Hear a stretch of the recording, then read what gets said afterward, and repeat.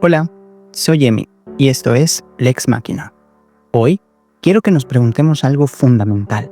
¿Qué pasa cuando el poder no tiene frenos? Hace un par de meses, durante un concierto de Massive Attack, las pantallas no mostraron luces ni visuales psicodélicos, sino reconocimiento facial en vivo del público. Una crítica al poder de la tecnología utilizada sin contrapesos, no para entretener, sino para vigilar. La ciencia ficción ya nos ha dado muchas advertencias sobre este peligro. HAL 9000 de 2001, Odisea en el espacio, Skynet, Terminator o Peaky en Yo Robot, inteligencias artificiales creadas para servir al ser humano, pero que al no tener límites efectivos, terminan por imponerse a él. Si miramos hacia obras de nuestro pasado y presente como 1984, Un Mundo Feliz o Los Juegos del Hambre, el poder no necesariamente viene de máquinas o algoritmos, sino de los propios humanos, quienes construyen regímenes de control total sin espacio para la disidencia. El patrón en todas estas historias es el mismo. Un poder concentrado sin contrapesos siempre termina siendo arbitrario. No importa si viene de un algoritmo o de un estado totalitario. Y en el mundo real, el derecho debería existir justamente para lo contrario, para ser un contrapeso frente a los excesos del poder. Mientras en muchas partes, sobre todo en la angloesfera, figuras como el habeas corpus, tengo mi cuerpo en libertad, ha sido un freno a los actos arbitrarios del poder. En México, este freno ha sido históricamente conocido como el juicio de amparo.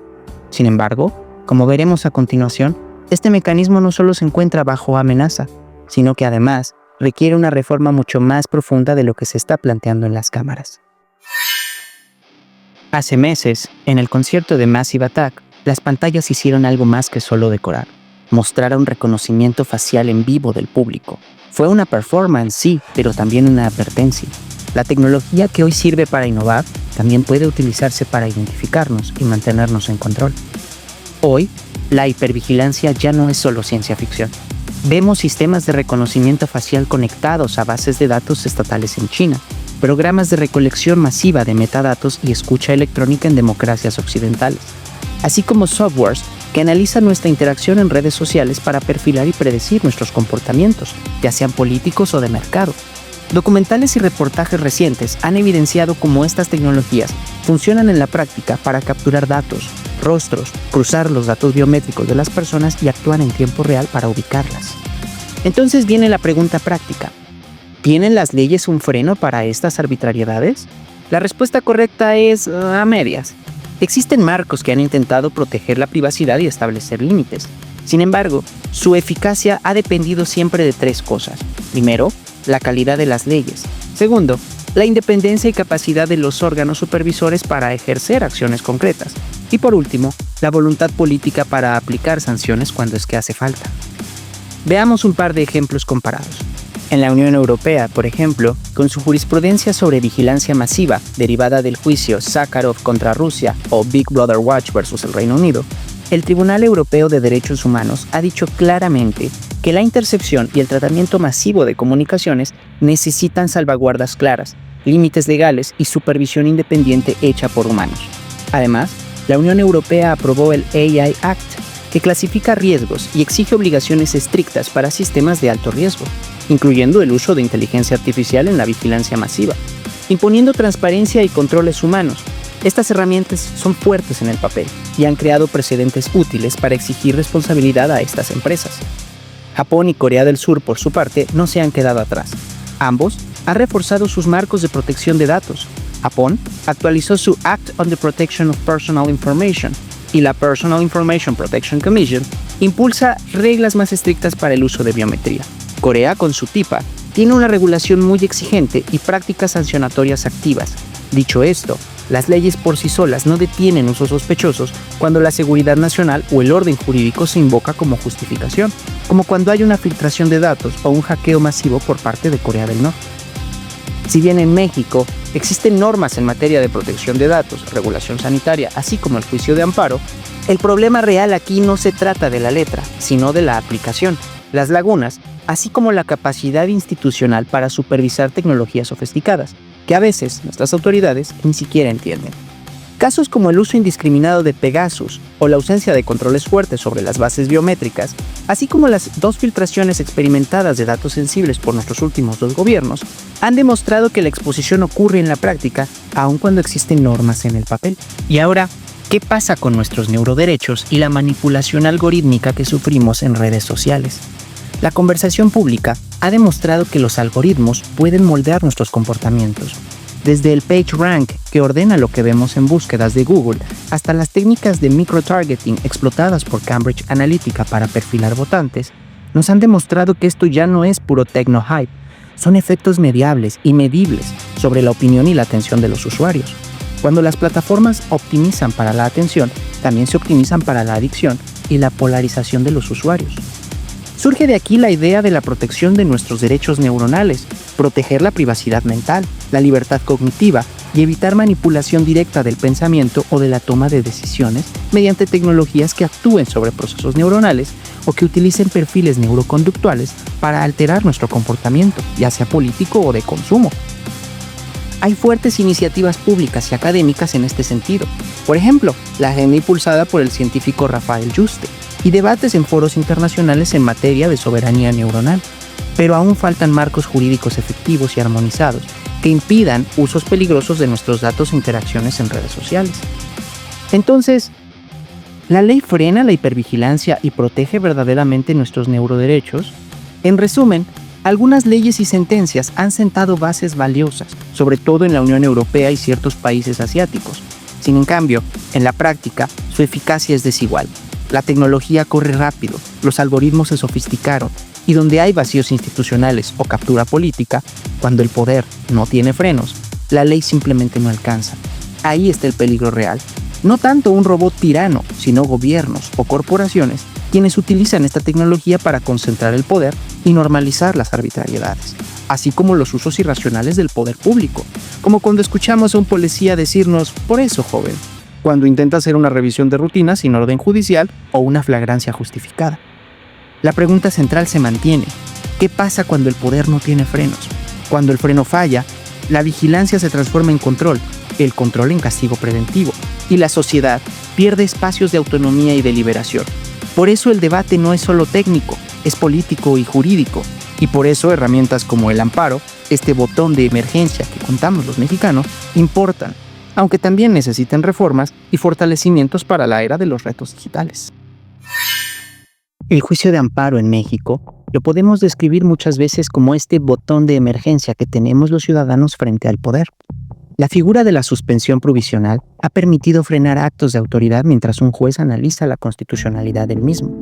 Es el equivalente a desconectar a HAL 9000 antes de que tome control de toda la nave, o el acto de levantar el teléfono que Neo hace en Matrix para salir de la simulación. Aquí viene el verdadero problema. Este botón, que debería ser rápido, accesible y confiable, no siempre funciona como debería.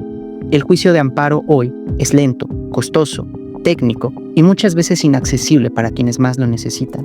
Y lo que es peor, la reciente propuesta de reforma a la ley de amparo busca limitar aún más los alcances de la suspensión provisional. Este freno inmediato frente a los abusos de autoridad. En lugar de fortalecer el sistema de contrapesos, parece que se le están quitando piezas al tablero, pero solo de nuestro lado. Y esto no ocurre en un vacío, se suma a otros cambios preocupantes: la desaparición del IFAI, el órgano autónomo encargado de garantizar la transparencia y el acceso a la información pública, así como reformas judiciales que concentran aún más el poder en manos del Ejecutivo y reducen la independencia de los jueces. La transparencia se debilita y los contrapesos se reducen. ¿Qué queda? Es como en los Juegos del Hambre, cuando el Capitolio consiguió controlar no solo los recursos, sino también la narrativa. Los distritos no tenían otra más que obedecer. O como en Yo Robot, cuando Vicky interpreta la seguridad humana a su forma y decide restringir libertades para protegernos de nosotros mismos. La lección de la ciencia ficción es clara: cuando concentras poder y desactivas los sistemas que lo frenan, el resultado siempre es arbitrariedad. En el caso mexicano, el riesgo es real y cotidiano. Lo que debería ser un contrapeso democrático se convierte en un mecanismo debilitado, incapaz de protegernos frente a los abusos institucionales, espionaje digital o la vigilancia descontrolada por parte de redes sociales y grandes corporaciones tecnológicas. El abuso de poder no es un fenómeno exclusivo de México. En el mundo entero, distintos sistemas jurídicos han intentado responder a la misma pregunta: ¿Cómo frenamos a un Estado que concentra demasiado poder? Sobre todo cuando este poder está mediado por la tecnología. La Unión Europea ha marcado precedentes fuertes. El Tribunal Europeo de Derechos Humanos, en casos como el mencionado, Sakharov contra Rusia o Big Brother Watch contra el Reino Unido, declaró que la vigilancia masiva sin controles judiciales independientes es incompatible con un Estado democrático. Y más recientemente, el AI Act, de la que ya hablamos, estableció categorías de riesgo para el uso de inteligencia artificial, imponiendo reglas estrictas para su aplicación de vigilancia biométrica y algoritmos de alto impacto. En la práctica, la Unión Europea está construyendo un marco que busque ponerle frenos al gran hermano digital. En Japón, el Act of the Protection of Personal Information ha sido reformado varias veces para adaptarse a los retos del Big Data y la biometría, creando una comisión supervisora independiente con dientes regulatorios. En Corea del Sur, la Personal Information Protection Act, o PIPA, es de las más estrictas en todo el planeta. Obliga a consentimientos claros, sanciona con severidad filtraciones de datos y exige transparencia en el uso de algoritmos de empresas y autoridades. Estos países asiáticos han entendido que el riesgo no se encuentra en la ciencia ficción. No se trata de un Skynet rebelde, sino de gobiernos y corporaciones que pueden moldear conductas en masa, como ya ocurrió con el caso de Cambridge Analytica. Por eso sus sistemas jurídicos funcionan como cortafuegos. Ahora, en México, en cambio, aunque contamos con el amparo como un remedio histórico para las arbitrariedades del poder, su alcance frente a la tecnología ha sido limitado. Casos como el espionaje empleado por Pegasus revelaron que el problema no es la falta de leyes, sino la debilidad en su cumplimiento y la facilidad con la que la autoridad evade sus controles. La comparación es clara. Mientras en Europa y Asia se refuerzan los contrapesos institucionales y tecnológicos, en México el debate se ha centrado en restringir aún más los mecanismos de defensa ciudadana. Aquí es donde la ciencia ficción vuelve a ser útil. En Minority Report vimos un sistema de vigilancia total que anticipaba crímenes sin margen de error ni derecho a la defensa. En Gattaca, el ADN determinaba tu destino sin posibilidad de apelar. El derecho internacional ha intentado que estos escenarios, hasta hoy ficticios, no se vuelvan una realidad. Pero para eso deben de existir contrapesos y fortalecerse, no desaparecer, ni verse opacado frente a poderes políticos o económicos. El juicio de amparo fue concebido como un escudo para las personas comunes frente a los abusos del poder. Sin embargo, en la práctica, quienes más lo han utilizado no son los ciudadanos detenidos arbitrariamente o espiados con el software Pegasus, sino empresas, instituciones e inclusive órganos de gobierno, que lo promueven para defender sus intereses a veces económicos. Esto nos obliga a preguntarnos, ¿no deberíamos replantear el alcance del amparo? Quizá en este momento de reforma sea tiempo también de poner límites claros. El amparo protege ante todo entes físicos, personas de carne y hueso frente a los actos de autoridad, y que deje de ser un recurso al servicio de abstracciones jurídicas o poderes económicos que no enfrentan el mismo nivel de vulnerabilidad que un individuo. Pero la crítica no basta. Necesitamos pensar en nuevos contrapesos. Si el derecho tradicional es lento, caro y difícil de acceder, ¿qué alternativa tenemos en la era digital? Una respuesta puede estar en las tecnologías de descentralización. Sistemas como blockchain, un registro inalterable y distribuido, donde cada transacción o decisión queda transparente y no depende de una sola autoridad. Imagina que la vigilancia estatal tuviera que pasar por un sistema de validación descentralizado, auditable por la ciudadanía en tiempo real, IA supervisada por usuarios, algoritmos abiertos y vigilados colectivamente, que no respondan solo a una corporación o a un gobierno específico, sino a comunidades de usuarios capaces de auditar sus sesgos y objetivos. En la ciencia ficción también nos inspira bastante. En Matrix, Neo solo pudo desafiar al arquitecto porque existía una resistencia descentralizada fuera del sistema central.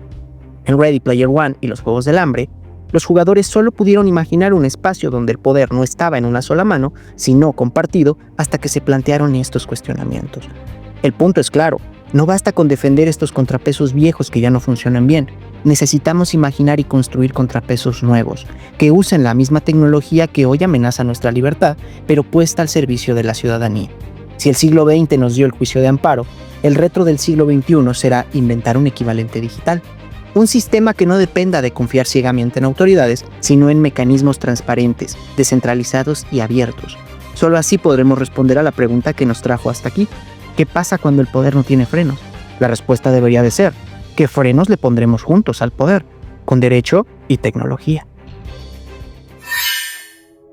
Comenzamos este episodio preguntándonos qué pasa cuando el poder no tiene frenos. Hoy nos damos cuenta que esta no es una pregunta de la ciencia ficción, es una pregunta de nuestra vida diaria.